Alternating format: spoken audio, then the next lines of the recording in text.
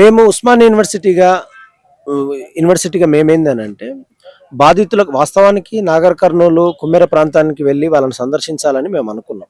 అదే సందర్భంలో అక్కడ ఉన్నటువంటి పరిస్థితుల రీత్యా అక్కడ ప్రభావాల రీత్యా అక్కడి నుంచి వాళ్ళు ఇక్కడికి రావడం జరిగింది. వందల వేల మందిని మేము ర్యాలీ చేసినాం. ఆ కుటుంబానికి అండగా ఉంటామని చెప్పినాం. గవర్నమెంట్ కూడా హెచ్చరిక చేసినాం. ఎందుకంటే కుల దురహంకారపు హత్య ఇది, ఆధిపత్య స్వభావానికి సంబంధించిన హత్య ఇది. కాబట్టి ఇది ఒక వ్యక్తి కాదు, వ్యవస్థలో ఉన్నటువంటి లోటుపాటు కులం అనేది. కాబట్టి కుల దురహంకారం, ఎందుకంటే ఆ కుటుంబంలో షెడ్యూల్ క్యాస్ట్ వాళ్ళు ఇంటర్ క్యాస్ట్ మ్యారేజ్ చేసుకున్న వాళ్ళు ఉన్నారు.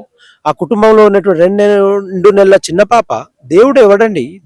దేవుడు అందరికీ సమానమైన వాడు, వరాలు అడిగితే ఇచ్చేవాడు, సమాజంలో ఉండేటువంటి ఒక విశ్వాసం పట్ల మనకున్న గౌరవం. మరి ఆ దేవుడు అనబడేటప్పుడు దేవుని ముందట కులాలు అసమానతలు ఇవన్నీ ఎందుకు ఉండాలి? ఇవాళ కులం పేరు మీద ఆ కుటుంబం ఎంత నష్టం. చనిపోయినటువంటి ఆ పాప ఉన్నత స్థాయిలో ఎదుగునేమో, సమాజంలో ఒక చోదక శక్తి, అద్భుతమైన శక్తికి ఎదుగునేమో, కానీ ఆ కుటుంబము ఎంత తీరని లోటు. కాబట్టి మేము ఇక్కడ విజ్ఞప్తి చేసేది ఏంటంటే, ఉస్మానియా యూనివర్సిటీ విద్యార్థి సంఘాలుగా ఇటువంటి ఘటన జరగకుండా ఉండేటువంటి క్రమంలో రాష్ట్ర ప్రభుత్వాన్ని మేము అడుగుతా ఉన్నాం. ప్రియమైన ముఖ్యమంత్రి గారు, మీరు పాలన చేస్తున్నటువంటి క్రమంలో ఇటువంటి దురహంకారపు హత్యలకు వ్యతిరేకంగా మీరు స్పందించాల్సినటువంటి అవసరం ఉన్నది. ఈ రాష్ట్ర ప్రభుత్వం మీరు స్పందించాలి. ఎందుకంటే ప్రభుత్వంలో మీరు భాగస్వామ్యం ఉండి ముఖ్యమంత్రి కాబట్టి, రేపు రాహుల్ గాంధీ గారి దగ్గరికి ఈ సమస్య పోకమునిపే మీరు ఏం జరిగింది ఏం కథ నిజ నిర్ధారణ చేసి ఆ ఇన్సిడెంట్ ద్వారా బాధిత కుటుంబాలకు పరిహారం చెల్లించే క్రమంలో వాళ్ళ మానసిక పరివర్తనకు ఒక ఆలోచన వచ్చేటట్టుగా ఇంకొకసారి వేరే కుటుంబాలకు నష్టం వాటిల్లకుండా ఉండేటువంటి ప్రయత్నం జరగాలని ఈ సందర్భంగా నేను తెలియపరుస్తా ఉన్నాం. ఓయూ నుంచి ఈరోజు ఉస్మానియా యూనివర్సిటీ కేంద్రంగా నాగర్ కర్నూలు జిల్లా కుమ్మెర గ్రామంలో జరిగినటువంటి జాతరలో జరిగినటువంటి సంఘటన పాప ఈ దేశంలో కుల రక్కసి అనేది ఎంత పాశవికంగా ఉంటుంది, ఎంత పాశవికంగా ప్రవర్తిస్తుంది అనే సంఘటనకు ప్రత్యేక సాక్ష్యంగా ఈరోజు తెలంగాణ రాష్ట్రంలో ఒక దుర్ఘటన రూపంలో జరిగిన ఈ సంఘటనను మనం అందరం కూడా ఖండించాల్సిన విషయం ఉంది. ఈ రోజు ఆ బాధితులు ఎవరైతే ఉన్నారో కుటుంబ సభ్యులందరూ కూడా ఇక్కడికి రావడం జరిగింది.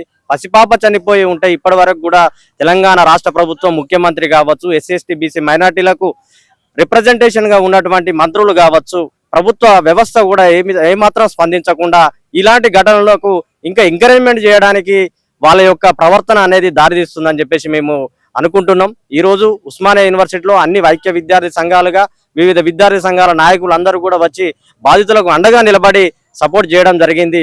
ఈ యొక్క సపోర్ట్ ను మేము ఈ న్యాయం జరిగేంత వరకు పోరాటం చేస్తామని, పోరాటం చేయడం తెలంగాణ కొట్లాడి సాధించుకున్న తెలంగాణలో ఈ పోరాటం అనే రూపం ఈ విధంగా సామాజిక సమస్యల మీద ప్రభుత్వాలు దృష్టి పెట్టకుండా మళ్ళీ పోరాటాల వైపు వెళ్లే విధంగా చేయడం అనేది దురదృష్టకరంగా మేము భావిస్తున్నాము.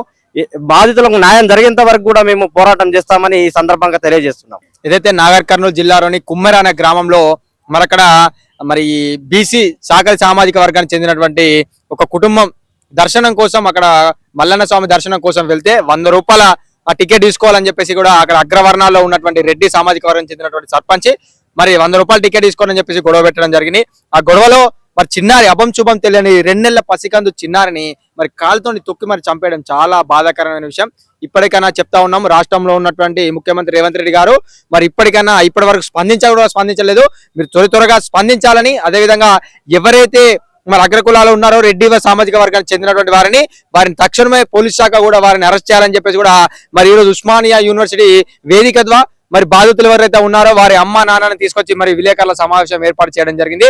సంఘటన చూసుకున్నట్లయితే గతం నుంచి ఇప్పటి వరకు చూసుకున్నట్లయితే ఎస్సీ ఎస్టీ బీసీ మైనార్టీ వర్గాల మీద బహుజనుల మీద అగ్రవర్ణాల దాడులు విపరీతంగా పెరుగుతా ఉన్నాయి. రానున్న రోజులలో ఇదే ఎస్సీ ఎస్టీ బీసీ మైనార్టీలు అందరం కలిసి ఏకతాటిపైకి వచ్చి అగ్రవర్ణాలను మా మీద దాడి చేస్తే మేము ఏ విధంగా అడ్డుకుంటామో, ఏ విధంగా తెలియజేస్తామో అని చెప్పేసి కూడా మేము భవిష్యత్తులో కార్యాచరణ కూడా రూపొందించుకోవడం జరిగింది. త్వరగా రేవంత్ రెడ్డి ముఖ్యమంత్రి గారు స్పందించాలని చెప్పేసి కూడా మేము ఈ సందర్భంగా డిమాండ్ చేస్తా ఉన్నాం. నా పేరు డాక్టర్ జంపాల రాజేష్. నేను తెలంగాణ స్టూడెంట్ ఫెడరేషన్ వ్యవస్థాపక అధ్యక్షుడిని. అదేవిధంగా బీసీ క్రిమినల్ మీద రీసెర్చ్ చేశాను. ఈ నెల 18వ తారీఖు జరిగినటువంటి సంఘటన దేశవ్యాప్తంగా ఒక అవమానమైన సంఘటనగా మేము భావిస్తా ఉన్నాం. ఒక సగటు పౌరునిగా ఈ దేశానికి స్వతంత్రం వచ్చి 78 సంవత్సరాలు అయినా కూడా ఈ కుల వివక్ష అనేది, ఈ యొక్క కులం యొక్క ప్రాధాన్యత రోజు అగ్రకుల యొక్క భావజాలం రోజుకు పెరుగుతుందని, అది ఒక మానసిక రూపంలో పరిణామం చెందుతుందని మేము భావిస్తా ఉన్నాం. ఎందుకంటే నాగర్ కర్నూలు జిల్లా కుమ్మెరలో జరిగినటువంటి ఈ సంఘటన చూస్తే అర్థమవుతుంది. ఎందుకంటే 2 నెలల పసిపాపను చంపిన తర్వాత కూడా ఈ ప్రభుత్వం కానీ అధికారులు కానీ పట్టించుకోవడం అనేది దురదృష్టకరం.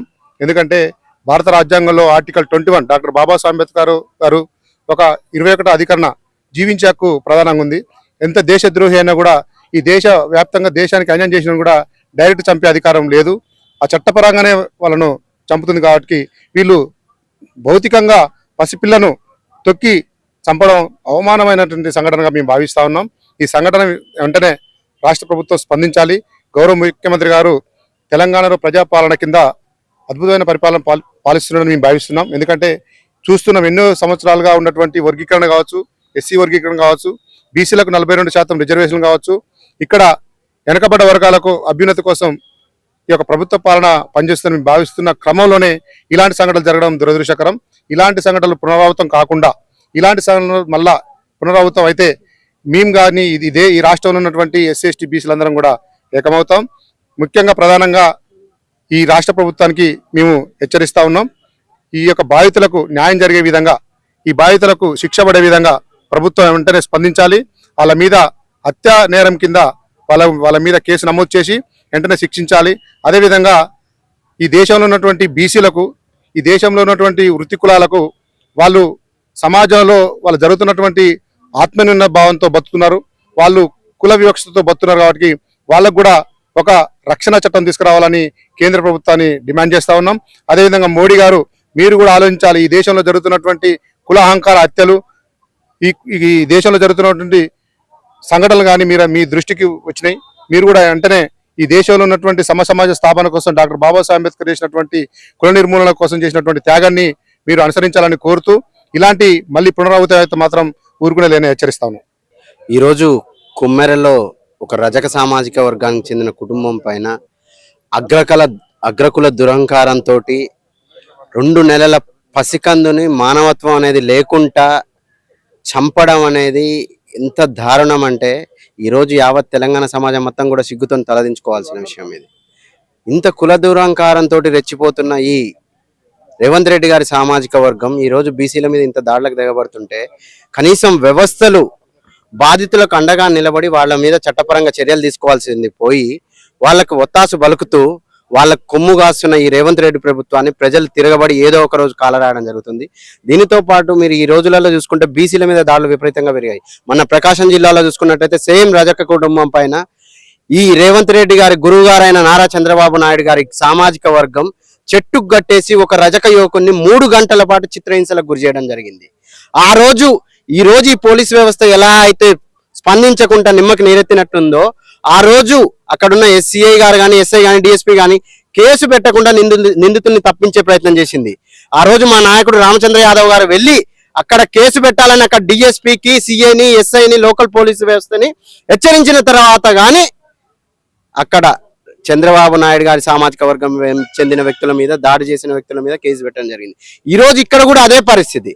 ఇప్పటి వరకు కూడా కేసులు పెట్టకుండా బీసీ సంఘాలు, కుల సంఘాలు, బీసీలకు మద్దతుగా ఉండే రాజకీయ పార్టీలు, బీసీవై పార్టీ కానీ పోరాడడం జరుగుతుంది. మన నాగర్ కర్నూలులో జరిగిన ధర్నాలో మా బీసీవై పార్టీ వెళ్ళి బాధితులను పరామర్శించి వాళ్ళకి మా నాయకుడి తక్షణ సహాయంగా ₹1,00,000 అందజేయడం జరిగింది. దీనితో పాటు రేవంత్ రెడ్డి ప్రభుత్వాన్ని 50 లక్షల ఎక్స్గ్రేషియా, దానితో పాటు ప్రభుత్వ ఉద్యోగం మరియు బాధితురాలికి రక్షణగా పోలీసులు కేటాయించాల్సిన అవసరం ఉందని చెప్పేసి తెలియజేస్తున్నాను.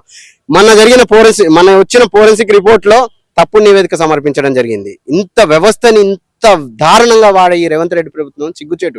ఇది ఎలా ఉందంటే 1990లో చెండూరులో జరిగిన దళితుల మీద జరిగిన దామనకాండ, మారణకాండను గుర్తు చేస్తుంది. ఆ రోజు 1990లలో దళితుల మీద ఉచ్చకొత్త జరిగితే 2007లో వ్యవస్థను నిర్వీర్యం చేస్తూ రాజశేఖర రెడ్డి తన సామాజిక వర్గానికి చెందిన వ్యక్తుల్ని, నిందితుల్ని కాపాడే ప్రయత్నం చేసి నిర్దోషులుగా విడుదల చేయడం జరిగింది. ఈ రోజు అదే దారిలో రేవంత్ రెడ్డి ప్రభుత్వం, కులతత్వ కాంగ్రెస్ ప్రభుత్వం పోతుంది. దీన్ని బీసీ సంఘాలు తీవ్రంగా వ్యతిరేకిస్తున్నాయి. మా బీసీవై పార్టీ కూడా దీని మీద తక్షణం యాక్షన్ ప్లాన్ తీసుకుంటుంది. మీరు గనక నిందితుల్ని అరెస్ట్ చేయకపోతే, ఇప్పటి వరకు ముగ్గురు మందిని మాత్రమే అరెస్ట్ చేశారు. మిగిలిన 5 తప్పించుకొని తిరుగుతున్న పోలీస్ వ్యవస్థ చేతులు ముడుచుకొని కూర్చుంటుంది. ఇంత సిగ్గుమాలిన రాజకీయ వ్యవస్థని, ప్రభుత్వాన్ని ఇంతవరకు తెలంగాణ ప్రజలు ఎన్నడూ చూడలేదు. మీరు తక్షణమే 8 మంది నిందితులను అరెస్ట్ చేసి వాళ్ళ మీద చర్యలు తీసుకోకపోతే మా పార్టీ గాని, మా నాయకుడు రామచంద్ర యాదవ్ గాని రేపు ప్రజల్లోకి వచ్చి పోరాటం జరుగుతుంది. మా బీసీ సంఘాలని, ఎస్సీ ఎస్టీ మైనార్టీ సంఘాలన్నిటిని కూడా కలుపుకొని బాధితుల్ని అండగా నిలబడుతూ నిందితులను అరెస్ట్ చేయాలని కోరుతున్నాం. ఎఫ్ఐ కార్యదర్శి ఓయూ అజయ్ కుమార్. ఈరోజు నాగర్ కర్నూల్ బొమ్మర గ్రామంలో జరిగిన దారుణమైన ఘటనకి ఒక 2 నెలల బాలిక అనేది చనిపోవడం జరిగింది. దాన్ని చనిపోవడం అని చెప్పడం కన్నా దాన్ని మర్డర్ అని చెప్పాలి. ఇంకోటి బీసీ కులాలకే చెందిన వాళ్ళే రెస్పాన్స్ ఇవ్వాలి. బీసీ నాయకులు ఎక్కడ పోయారు, బీసీ బీసీ బీసీ అంటారు. అలా కాదు, బీసీ ఒక్కటే కాదు, మనిషిగా పుట్టిన ప్రతి ఒక్కడు, ప్రజాస్వామ్యంలో ఉన్న నాయకులు ప్రతి ఒక్కరు స్పందించాలి ఈ యొక్క దుర్మార్గమైన సంఘటన. హాయ్ అండి, నేను Osmania university MA public administration first year చదువుతున్నాను. డబ్ల్యూబి డోన్హమ్ అనే ఒక ఆధార్ ఏం చెప్పారంటే, if our civilization falls it is mainly because of failure of administration అని చెప్పారు. దానికి నిదర్శనమే ఇప్పుడు ఏదైతే నాగర్ కర్నూల్లో జరిగిందో ఆ సంఘటన.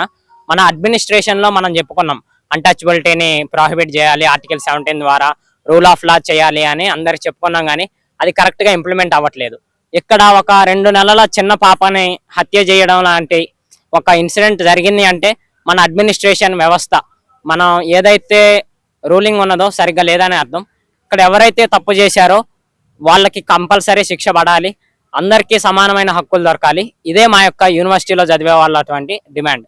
Thank you. ఏదైతే గత 10 రోజుల క్రితం నాగర్ కర్నూలు జిల్లా కుమ్మెర జాతరలో 2 నెలల పసిగుడ్డును మరి అగ్రకుల దురహంకారంతో అక్కడ పెత్తందారులు చంపడం అనేది సమాజం మొత్తం కూడా మరి సిగ్గుతో తలదించుకున్న చర్య.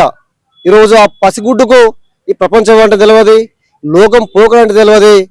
మరి వాళ్ళ మమ్మీ, ఆ పసిగుడ్డు యొక్క తల్లి మరి దైవ దర్శనానికి వెళ్తే అక్కడ కుల దురహంకారంతో కొంతమంది రెడ్లు మరి వాళ్ళ మీద విచక్షణ రహితంగా దాడి చేసి మరి పసిపిల్లలను చంపడం అంటే ఎక్కడ పోతుంది ఈ సమాజం, ఎక్కడ పోతుంది ఈ యొక్క వ్యవస్థ అని చెప్పి సందర్భంగా తెలియజేస్తా ఉన్నాను.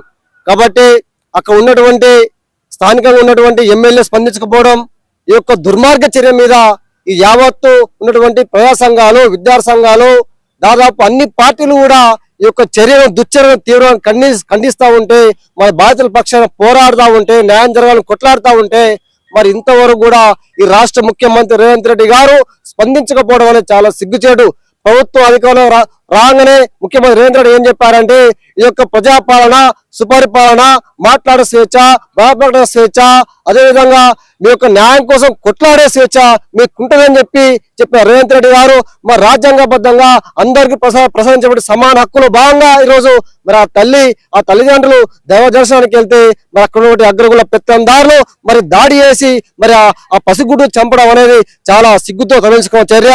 మరి బాధితులు మాకు న్యాయం జరగాలని చెప్పి మరి పోలీస్ స్టేషన్ పోతే మరి బాధితుల పక్షాన మరి పోలీసులు అధికారులు ఉండకుండా మరి నిందితుల పక్షానే ఉండి మరి వీళ్ళ మీదే రివర్స్ కేసు పెట్టడం అనేది చాలా సిగ్గుచేటు. ప్రజా సంఘాలు, కుల సంఘాలు అందరూ కూడా దాని మీద కొట్లాడి ఈ యొక్క ఉద్యమాన్ని ముందు తీసుకెళ్తేనే అప్పుడే ఎస్సీ ఎస్టీ అట్రాసిటీ మిగతా కేసులు నిందితుల పైన పెట్టడం జరిగింది. కాబట్టి ముఖ్యమంత్రి రేవంత్ రెడ్డి గారు ఖచ్చితంగా స్పందించాలి.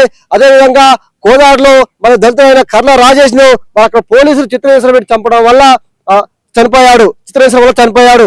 మరి అతన్ని ఇంతవరకు కూడా ఆ బాధిత కుటుంబాన్ని ముఖ్యమంత్రి రేవంత్ రెడ్డి గారు కావచ్చు, స్థానిక మంత్రి ఉత్తమ్ కుమార్ రెడ్డి గారు కావచ్చు, అదేవిధంగా ఎమ్మెల్యే పద్మారెడ్డి గారు కావచ్చు, ఇంతవరకు ఆ బాధితుల పక్షాన మరి వచ్చి సంఘీభావం తెలియకపోవడం చాలా సిగ్గుచేడు.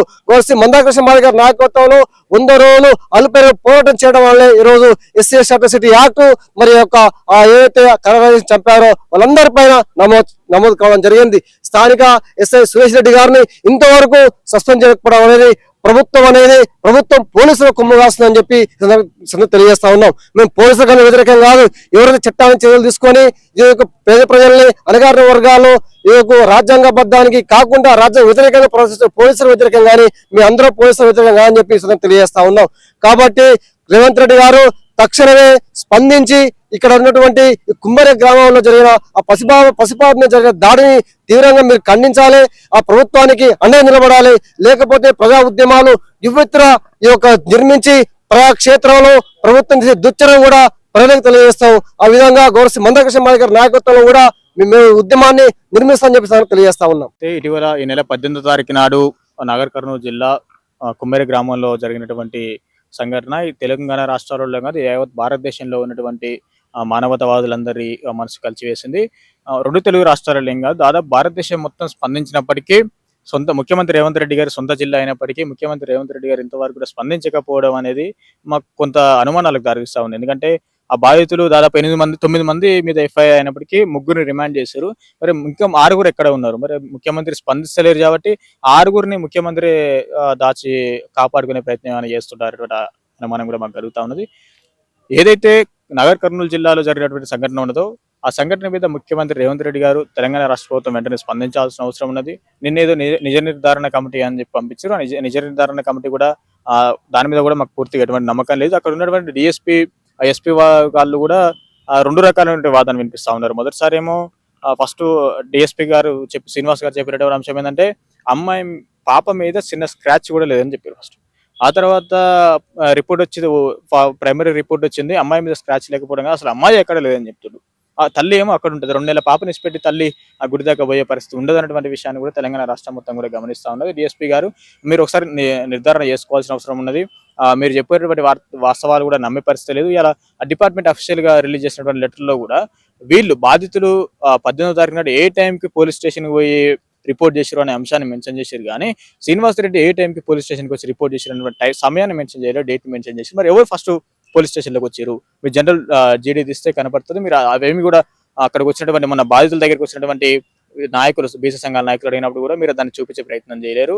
వెంటనే తెలంగాణ రాష్ట్రంలో ఉన్నటువంటి ముఖ్యమంత్రి గారు స్పందించాలి, వారి మీద కఠిన చర్యలు తీసుకోవాలి, వారి మీద మర్డర్ కేసు ఖచ్చితంగా పెట్టవలసిన అవసరం ఉందని చెప్పి ఉస్మానియా యూనివర్సిటీ విద్యార్థులుగా ఈ నెల 28వ తారీఖున అంటే ఈ రోజు ఆ బాధితుల్ని పరామర్శించడానికి, బాధితులకు సంఘీభావం తెలపడానికి పెద్ద ఎత్తున ఉస్మానియా యూనివర్సిటీ నుంచి కానీ, హైదరాబాద్ సెంట్రల్ యూనివర్సిటీ కానీ, ఉఫ్లూ యూనివర్సిటీ నుంచి, అక్కడ స్థానికంగా ఉన్నటువంటి పాలమూరు యూనివర్సిటీ నుంచి 200 మంది విద్యార్థులతో నాగర్ కర్నూలు వెళ్ళి బాధితులకు సానుభూతి తెలియజేద్దాం అనుకున్నాం. కానీ అక్కడ నాగర్ కర్నూలు జిల్లాలో ప్రధానంగా అక్కడ ఉన్నటువంటి అగ్రవర్ణాలు ఒక గందరగోళ వాతావరణం సృష్టించి అక్కడ బాధితులు ఏదైతే ధర్నా చేస్తారో ఆ ధర్నా శిబిరాన్ని ఎత్తివేసి అక్కడ 144 సెక్షన్ పెట్టి వాళ్ళకి ఎవరికి సంఘీభావం తెలవకుండా ఆ వార్తలను అక్కడి నుంచి బయటికి రాకుండా అవతల సైడ్ నుంచి అగ్రవర్ణాలు రెచ్చగొట్టి అక్కడ ఏదో ధర్నా చేపించి ఆ ధర్నా శిబిరం ఎత్తివేసే ప్లాన్ చేసినటువంటి సందర్భంలో అక్కడ భయాందోళనకు గురైనటువంటి బాధితులు హైదరాబాద్కి వచ్చి తలదాచుకోవడం జరిగింది.